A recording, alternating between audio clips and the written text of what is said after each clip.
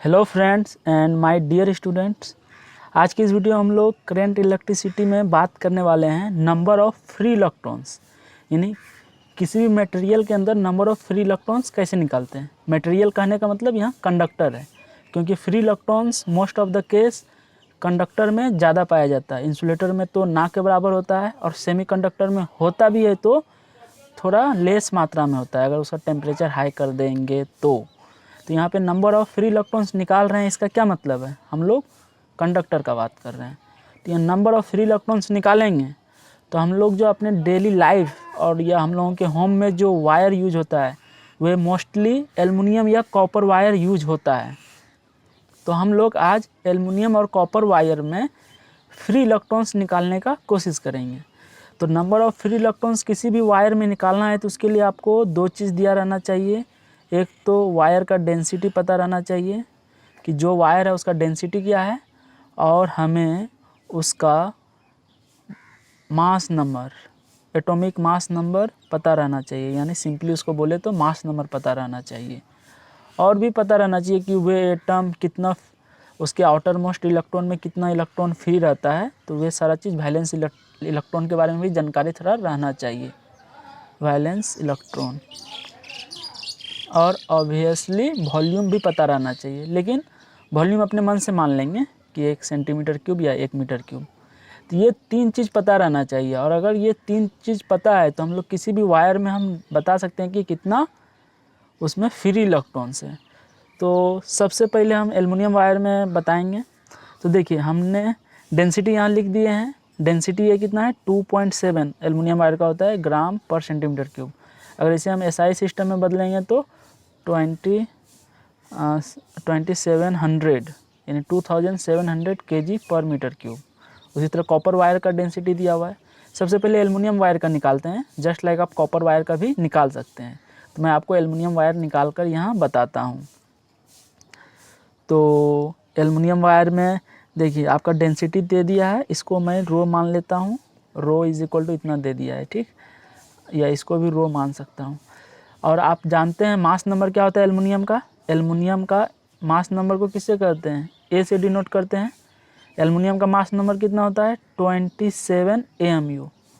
या इसी चीज़ को हम लिख सकते हैं मास नंबर को, और भी ये एटॉमिक मास हो गया। मास नंबर अगर हम सिर्फ लिख रहे हैं तो 27 है, अगर एटॉमिक मास लिख रहे हैं तब AMU लगाएंगे। और हम मास नंबर में सिंपली हम लोग क्या कर देते हैं, 27 ग्राम पर मोल लगा देते हैं।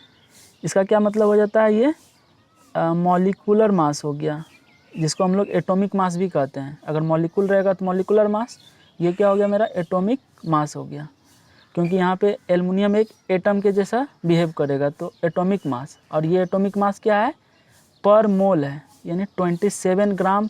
अगर हम 1 मोल एल्युमिनियम वायर लेंगे तो इसमें 27 ग्राम उसका आएगा।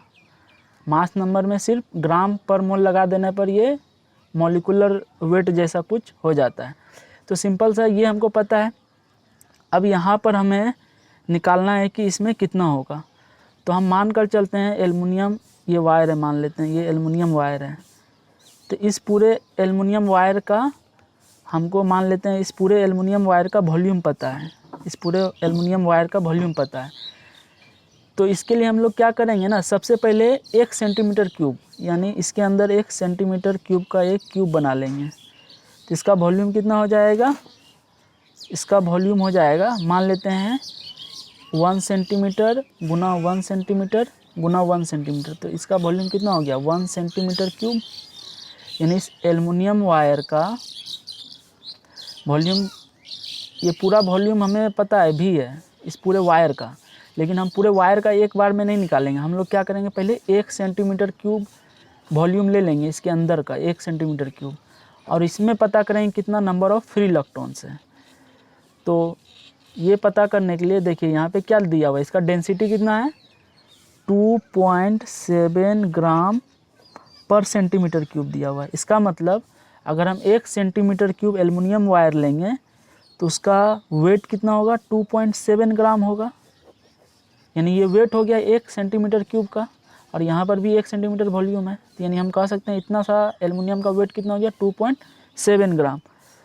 तो अब हम लोग क्या करेंगे, तो सिंपल से ये पता चल गया और हमें पता है कि इसका एटॉमिक मास या मॉलिक्यूलर वेट कितना है, इसका मोलर वेट जिसको कहते हैं 27 ग्राम पर मोल है। यानी 1 मोल में कितना ग्राम होगा, 27 ग्राम होगा। तो हम इसी चीज़ को उल्टा नहीं लिख सकते हैं, 27 ग्राम अगर एल्युमिनियम होगा तो हम कहेंगे 1 मोल एल्युमिनियम होगा। और हम जानते हैं 1 मोल में कितना होता है, 1 मोल में कोई भी संख्या होता है 1 मोल, तो उसका कितना वैल्यू होता है 6.23 गुना 10⁻23। यानी इतना ग्राम अगर एल्युमिनियम है तो उसमें इतना की संख्या में एल्युमिनियम प्रेजेंट है। तो अब हम लोग यहाँ से क्या निकाल सकते हैं, अब हम लोग को पता है कि 1 सेंटीमीटर क्यूब में कितना एल्युमिनियम है, 2.7 ग्राम है। तो यहाँ से लिखेंगे 1 ग्राम में कितना एल्युमिनियम की संख्या होगा, तो इतना गुना इतना बटे 27 ग्राम। और हम लोग का 2.7 में निकालना है, 2.7 ग्राम में कितना होगा, तो 2.7 से यहाँ क्या कर देंगे, गुना कर देंगे, तो ये कैंसिल हो जाएगा 0.1। यानी यहाँ से पता चल जाएगा 6.23 गुना 10⁻22 हो जाएगा, क्योंकि यहाँ 23 और यहाँ 0.1 है। तो इतना एल्युमिनियम एटम होगा, ये क्या हो गया एटम, यानी इतना एल्युमिनियम एटम की संख्या है कितना में, इतना में। यानी अगर 1 सेंटीमीटर क्यूब एल्युमिनियम है तो उसका वेट 2.7 ग्राम है। और 2.7 ग्राम एल्युमिनियम है, इसका मतलब है उसमें एटम की संख्या इतना है। और हम लोग जानते हैं एल्युमिनियम का एटॉमिक नंबर कितना होता है, एल्युमिनियम का एटॉमिक नंबर 13 होता है। तो इसे हम लोग अगर वैलेंसी वाइज देखें तो 1s2 2s2 2p6 2 और फिर क्या हो जाएगा 3s 3s1 3s2 हो जाएगा 3s2 3p1। यानी जो सबसे लास्ट ऑर्बिट में है तो कितना इसका वैलेंस इलेक्ट्रॉन हो गया, 3rd ऑर्बिट है तो टोटल वैलेंस इलेक्ट्रॉन 2 और 1, 3 इसका वैलेंस इलेक्ट्रॉन है। और ऐसे भी हम लोग जानते हैं एल्युमिनियम का वैलेंसी कितना होता है 3 होता है, तो 3 वैलेंस इलेक्ट्रॉन हो गया। यानी एक एल्युमिनियम वायर है तो उसमें कितना फ्री इलेक्ट्रॉन्स है, 3 फ्री इलेक्ट्रॉन्स है। तो और मेरे पास क्या हो गया 2.7 ग्राम में कितना एल्युमिनियम एटम है, इतना एल्युमिनियम एटम है। और हम लोग जानते हैं कि अगर एक एल्युमिनियम एटम है तो इसमें कितना इलेक्ट्रॉन फ्री है, 3 इलेक्ट्रॉन फ्री है। तो उसी तरह अगर इतना एटम रहेगा मेरे पास तो कितना इलेक्ट्रॉन फ्री होगा, 3 इंटू सिंपली इतना से मल्टीप्लाई कर देंगे 22। यानी इतना फ्री इलेक्ट्रॉन है मेरे पास, किसमें, एल्युमिनियम में। अगर हम 1 सेंटीमीटर क्यूब का एल्युमिनियम लेते हैं जिसका वॉल्यूम इतना हो तो उसका वेट इतना होगा, और इतना वेट में इतना एटम होगा एल्युमिनियम का, और इतना एटम होगा इसका मतलब 3 इंटू इतना फ्री इलेक्ट्रॉन्स होगा। और इसको अगर हम मल्टीप्लाई करें तो कितना हो जाएगा 3 इंटू 3 9 6 8, यानी 1.8 इंटू 10⁻23। यानी इतना फ्री इलेक्ट्रॉन्स है, यानी इतना फ्री इलेक्ट्रॉन्स है कितना में, 1 सेंटीमीटर क्यूब में।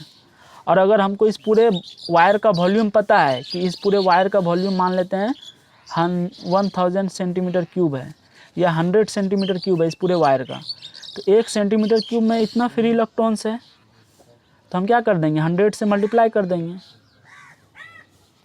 तो जस्ट लाइक आप कॉपर वायर का भी कर सकते हैं।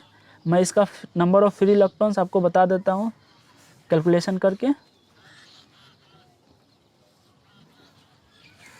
तो देखिए यहाँ पर कॉपर का सारा चीज़ यहाँ पर लिख दिया है।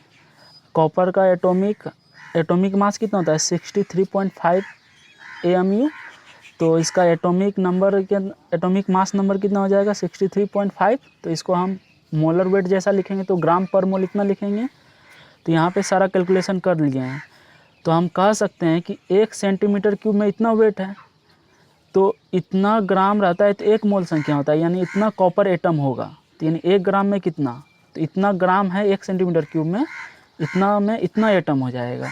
और हमें पता है कि एक कॉपर एटम में 1 इलेक्ट्रॉन फ्री होता है, तो इतना एटम आ गया, तो इतना एटम में कितना इलेक्ट्रॉन फ्री होगा, इतना ही इलेक्ट्रॉन फ्री होगा। तो नंबर ऑफ फ्री इलेक्ट्रॉन की संख्या भी कितना हो गया, इतना ही हो गया। तो जस्ट लाइक ये एल्युमिनियम वायर में जो फ्री इलेक्ट्रॉन्स था, उसी तरह हम कॉपर वायर में फ्री इलेक्ट्रॉन्स निकाले। अब हम लोग एक क्वेश्चन प्रैक्टिस कर लेते हैं, और जस्ट लाइक ये फ्री इलेक्ट्रॉन्स पर ही ये क्वेश्चन है, इसको हम कर लेते हैं।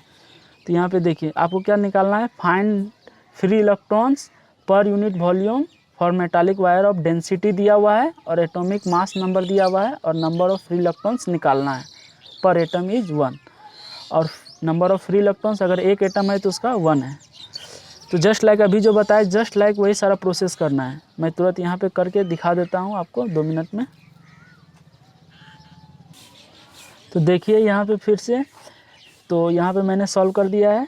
तो डेंसिटी देखिए यहाँ पे free electrons per unit volume निकालना है। पर यूनिट वॉल्यूम मतलब वॉल्यूम का यूनिट क्या होता है, मीटर क्यूब होता है। यानी हमें 1 मीटर क्यूब में निकालना है कि कितना इसका फ्री इलेक्ट्रॉन्स होगा।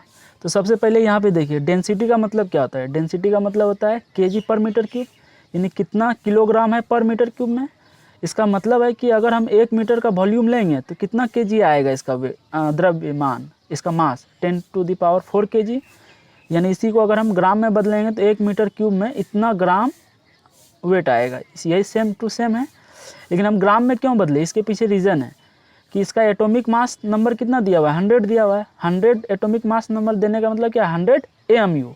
और इसी AMU को अगर मोलर वेट जैसा लिखेंगे तो 100 AMU के बदले आ जाता है ग्राम पर मोल, और इसी ग्राम पर मोल को अगर बदलेंगे तो ये AMU में बदल जाता है।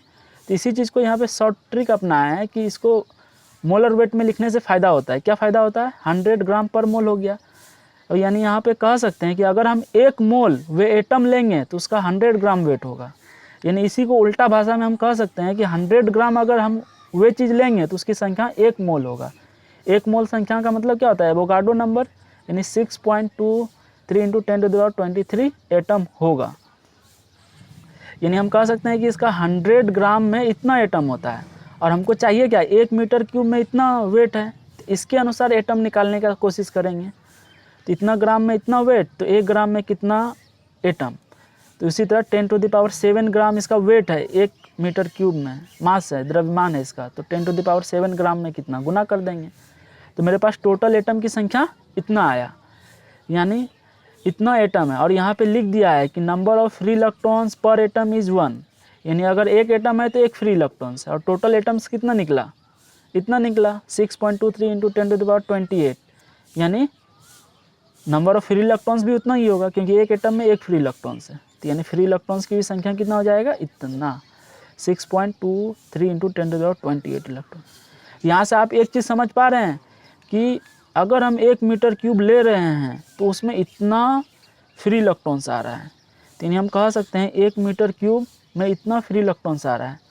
तो 1 सेंटीमीटर क्यूब में कितना फ्री इलेक्ट्रॉन्स होगा, तो 1 मीटर क्यूब में 1000 10⁻6 से डिवाइड करने पे सेंटीमीटर क्यूब में बदलता है। तो यहाँ पे हम लोग कह सकते हैं, तो यहाँ पे हम लोग कह सकते हैं कि 1 सेंटीमीटर क्यूब के लिए आपको 10⁻6 से डिवाइड करना पड़ता है। तो यहाँ पर भी क्या कर देंगे, 10⁻6 से डिवाइड कर देंगे। तो यानी इतना इंटू 10⁻22 हो जाएगा, इतना फ्री इलेक्ट्रॉन्स होगा। यानी 1 सेंटीमीटर क्यूब वॉल्यूम कितना छोटा होता है, अगर हम एटम उस तरह का लेंगे तो उसमें इतना फ्री इलेक्ट्रॉन्स होगा। समझ सकते हैं कि कितना ज़्यादा फ्री इलेक्ट्रॉन्स होता है, इतना मात्र इतना सा वॉल्यूम में अगर हम 1 सेंटीमीटर क्यूब लेते हैं। तो यानी huge number of free electrons होता है। इसी कारण कंडक्टर का यूज किस में किया जाता है, इलेक्ट्रिसिटी में यूज किया जाता है, क्योंकि वहाँ पे फ्री इलेक्ट्रॉन ज़्यादा है। आई होप आपको कुछ नॉलेज मिला होगा। मिलते हैं नेक्स्ट वीडियो में। Thank you for watching.